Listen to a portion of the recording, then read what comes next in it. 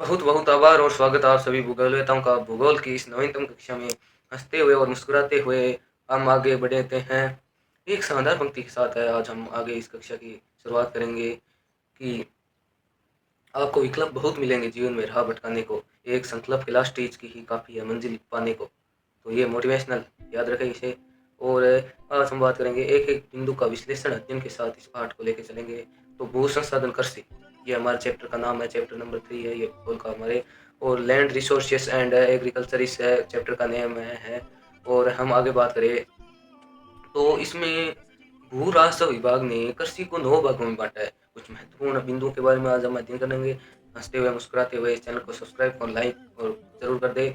और हंसते मुस्कुराते हुए इस चैनल में हम आगे बढ़ेंगे तो सभी चैनल को सब्सक्राइब जरूर कर ले। और आगे हम बात करें तो कृषि के 9 प्रकार रखे हैं भू राजस्व विभाग ने। हम कुछ महत्वपूर्ण बिंदुओं के बारे में अध्ययन करेंगे आज। कुछ कृषि के जो महत्वपूर्ण बिंदु, राजस्व विभाग ने वनों को 9 भागों में विभाजित किया है। तो हम कुछ महत्वपूर्ण बिंदुओं के बारे में आज चर्चा करने वाले हैं। तो पहला स्थायी भूमि। स्थायी भूमि यानी हम पशुओं के लिए थोड़ी सी जगह छोड़ देते हैं उन्हें चरने के लिए, और स्थायी स्थायी भूमि कहा जाता है। और आगे हम बात करते हैं बंजर और व्यर्थ भूमि। बंजर और व्यर्थ भूमि उसे कहा जाता है जो प्रौद्योगिकी यानी कि टेक्नोलॉजी की सहायता से भी कृषि योग्य नहीं बनाई जा सकती, उसे बंजर या व्यर्थ भूमि कहा जाता है। वर्तमान प्रतिभूमि कहते हैं जिसे 1 वर्ष या उससे भी कम के लिए कृषि रहित छोड़ा जाता है या फसल उसकी नहीं बोई जाती है 1 वर्ष के लिए, उसे वर्तमान प्रतिभूमि कहते हैं, सॉरी। तो आगे हम बात करें स्थायी चारागाह। स्थायी चारागाह उसे कहते हैं, स्थायी चारागाह का अर्थ है कि हम पशुओं के लिए थोड़ी-सी भूमि छोड़ देते हैं उन्हें चरने के लिए, ताकि वो भी अपना। हम टिप्स ऑफ फार्मिंग, कृषि के प्रकारों के बारे में। कृषि के प्रकार है 2, एक है वर्षा निर्भर कृषि और दूसरी है सिंचित कृषि। सिंचित कृषि के बारे में हम बात करते हैं तो सिंचित कृषि में वर्षा बहुत ही कम होती है।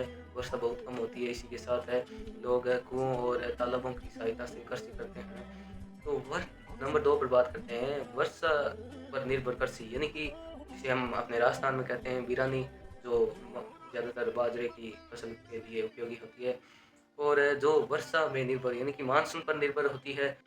वर्षा निर्भर कृषि के भी 2 प्रकार होते हैं। पहला प्रकार होता है कि शुष्क कृषि और दूसरा प्रकार होता है आर्द्र कृषि। शुष्क कृषि का मतलब है कि 75 सेंटीमीटर से कम वर्षा होती है, उसे शुष्क कृषि क्षेत्र कहा जाता है या शुष्क कृषि कहते हैं। और आर्द्र कृषि कहते हैं 75 से अधिक कृषि यानी कि वर्षा हो। जिस क्षेत्र में 75 से अधिक वर्षा होती है, वहाँ आर्द्र कृषि होती है। तो आदर कृषि का एक उदाहरण है चावल और शुष्क कृषि का एक उदाहरण है बाजरा। अब हम बात करते हैं भारत की कृषि की रीतों के बारे में। भारत की कृषि रीतों को 3 प्रकार में बांटा गया है। खरीफ, जायद खरीफ, जायद और रबी। खरीफ के बारे में अब बात करते हैं तो खरीफ में आते हैं चावल, कपास इत्यादि फसलें खरीफ ऋतु में बोई जाती है। और जायद जायद ऋतु में ककड़ी, सब्जियां और तरबूज आदि कुछ बोए जाते हैं। रबी में गेहूँ और चना की फसल मुख्यतः रूप से बोई जाती है। ये भारत की प्रमुख ऋतुएँ हैं। अब हम बात करते हैं कि भारतीय कृषि की समस्याएँ कौन-कौन सी हैं? यानी कि भारतीय कृषि में निम्नलिखित में से कौन-कौन सी समस्या है उनके बारे में हम बात करते हैं। तो भारतीय कृषि में पहली समस्या है जनसंख्या की। यानी भारत की जनसंख्या आज देखें तो 150 करोड़ से भी प्लस जा चुकी है, जो विश्व में भारत ने जनसंख्या में प्रथम स्थान हासिल कर लिया है। और भारत में लगातार जनसंख्या बढ़ रही है। ये कुछ विद्वानों का कहना है कि ये भारत लगभग 1 वर्ष में एक ऑस्ट्रेलिया को जन्म देता है। और अब आगे हम बात करें तो जनसँख्या यानी कि जब किसी देश में जनसँख्या का दबाव अधिक होता है तो कृषि कृषि के क्षेत्रों का बँटवारा हो जाता है और कृषि योग्य क्षेत्र में कमी आने लगती है। तो ये जनसँख्या का मुख्य कारण रहा है भारतीय कृषि का। और नंबर 2 पर बात करें तो निम्न उत्पादकता, यानी कि भारतीय कृषि में अंतर्राष्ट्रीय बाज़ार में देखें तो भारत ने कृषि बहुत कम की है। यानी कह सकते हैं कि भारत में कृषि अभी भी चीन, अमेरिका जैसे विकसित देशों को कृषि के तुलना करें तो भारत में कृषि की निम्न उत्पादकता है। और नंबर 3 पर पॉइंट है अलग बेरोज़गारी, यानी कि भारतीय कृषि की प्रमुख समस्या यह है कि भारतीय कृषि रोज़गार उपलब्ध नहीं कराती है। वो केवल 4 से 8 महीनों के लिए ही रोज़गार उपलब्ध कराती है, जिससे लोग कृषि करना बंद कर चुके हैं और कृषि से जुड़े हैं, वो भी कृषि को बंद करने लगे हैं। तो कृषि की ये प्रमुख 3 समस्या थी। आगे हम बात करें तो अनियमित मानसून, यानी कि भारत में मानसून को जुआ भी कहा जाता है। यानी भारत में मानसून आने की कोई निश्चित समय अवधि नहीं है। भारत में मानसून यानी कि वर्षा कभी कहीं पर ज़्यादा हो जाती है, कहीं पर कम होती है। भारत में मानसून अनियमित है। और आगे हम बात करें तो ऋण उपलब्ध है, किसानों को ऋण ऋण उपलब्ध नहीं होती है, जिससे किसान क्या है फसल नहीं ज़्यादातर बो पाते हैं, जिसके कारण कृषि क्षेत्र का बंटवारा होता है और लोग कृषि कार्यों में उतना ध्यान नहीं देते हैं। तो अब हम बात करते हैं चावल के बारे में, यानी कि चावल भारत में सबसे महत्वपूर्ण खाद्य फसल है तो वह है चावल। भारत में लगभग ज़्यादातर चावल का उत्पादन सबसे अधिक होता है और खाद्य फसल भी सबसे ज़्यादा अधिक होती है। इसकी हम मिट्टी के बारे में बात करें तो इसकी मिट्टी जलोढ़ मिट्टी होती है, जिसमें ये चावल है बोया जाता है या उगाया जाता है, इसे कह सकते हैं हम। और अब हम बात करें तापमान, यानी कि 25 डिग्री से अधिक तापमान होगा तभी चावल की फसल अच्छे से पक पाएगी। और उत्पादक क्षेत्र की बात करें तो पश्चिम बंगाल है, यूपी है और पंजाब हरियाणा भी है। प्रति हेक्टर सबसे ज़्यादा उत्पादक पश्चिम बंगाल देती है, नहीं सॉरी, पश्चिम बंगाल सबसे ज़्यादा चावल का उत्पादन करती है, लेकिन प्रति हेक्टर उत्पादन सबसे अधिक पंजाब और हरियाणा में होता है। और पश्चिम बंगाल चावल की एक वर्ष में 3 बार कृषि करते हैं और वहाँ चावल की कृषि में रोजगार भी उपलब्ध होता है पश्चिम बंगाल में ज़्यादातर। आगे हम बात करें तो साझा संपत्ति संसाधन के बारे में भाई बात करें तो साझा संपत्ति संसाधन है, यानी कि किसी एक विशेष व्यक्ति का उस पर अधिकार नहीं हो, पूरे समाज समुदाय या कह सकते हैं गांव का उस पर अधिकार हो।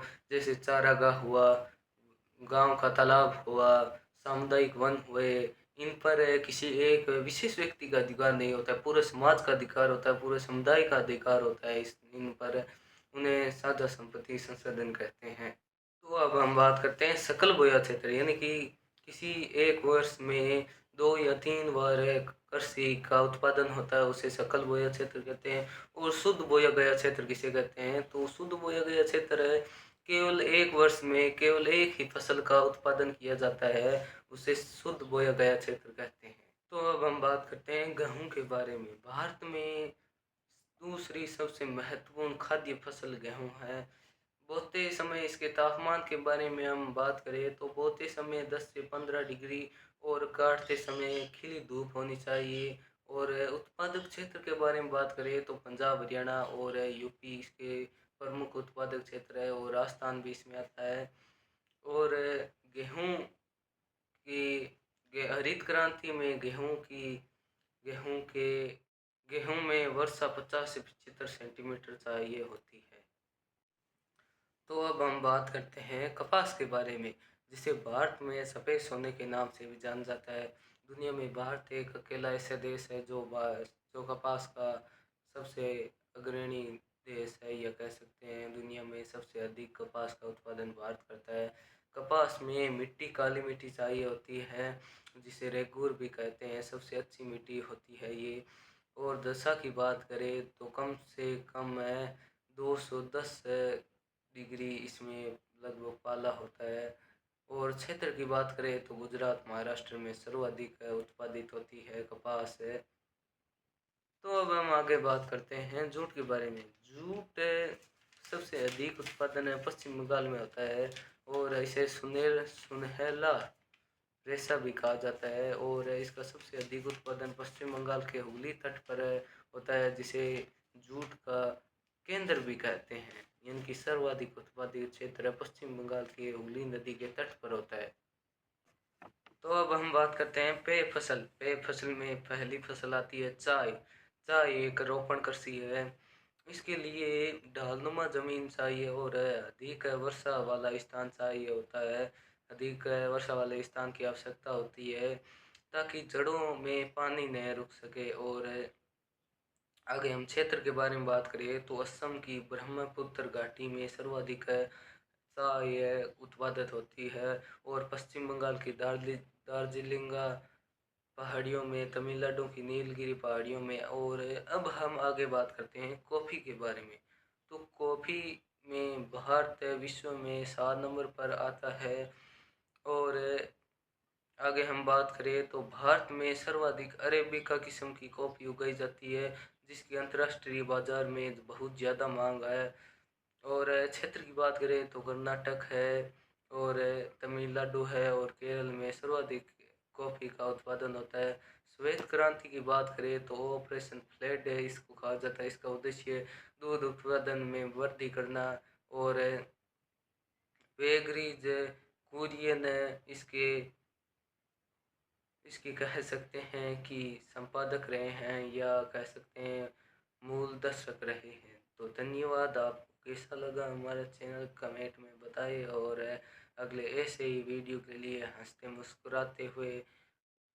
तो आज का कैसा लगा वीडियो कमेंट में ज़रूर बताएं और कैलास्टिक चैनल को सब्सक्राइब करें। और धन्यवाद आप सभी का हमारे इस चैनल में जुड़ने के लिए और ये वीडियो देखने के लिए। आगे ऐसी वीडियो देखने के लिए चैनल को सब्सक्राइब करें और इस घंटी वाले आइकन पर क्लिक करें और हमें धन्यवाद।